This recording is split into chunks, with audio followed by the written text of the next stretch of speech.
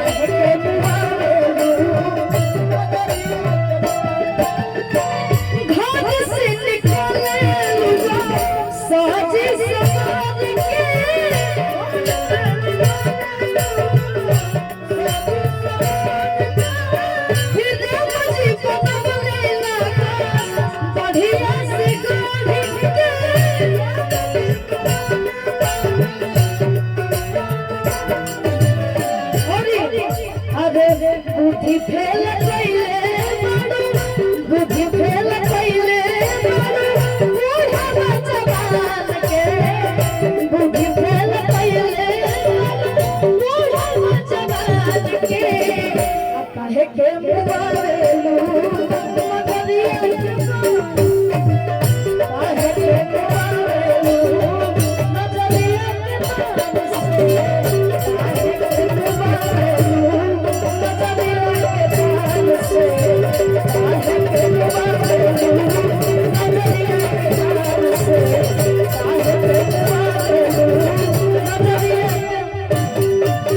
काहे के मुआवेलू नजरिया के बान से अपना भैया की तरफ से देखिए हमारे चाचा की तरफ से हजारों हजार का इनाम है। क्या बात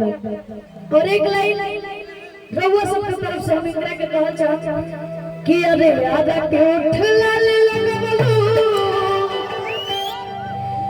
अरे बलिया के बाली नवादा के मथुनी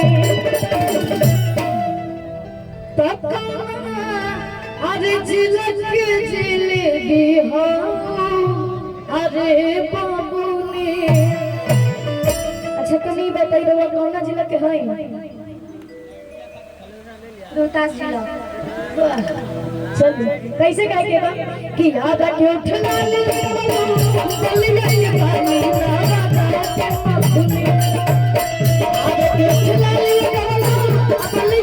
पानी राधा के मधुनी जिला के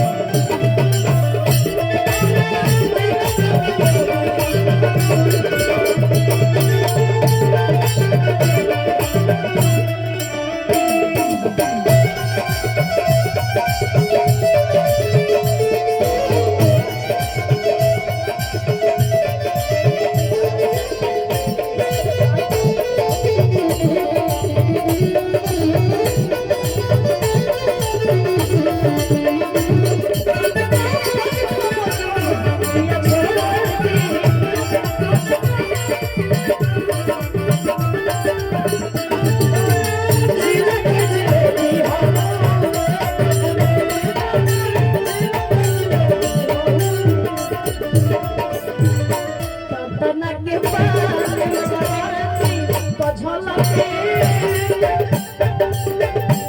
मन मल लगे हाथ पता माला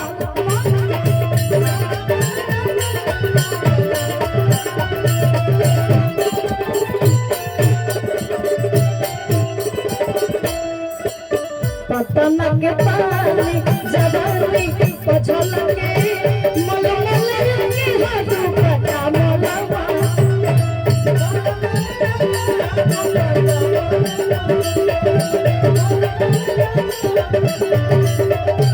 चाल बद पाल बद वाला मस्तानी जैसे चल हने चाल बद पाल बद वाला मस्तानी जैसे चल हने पापा जिले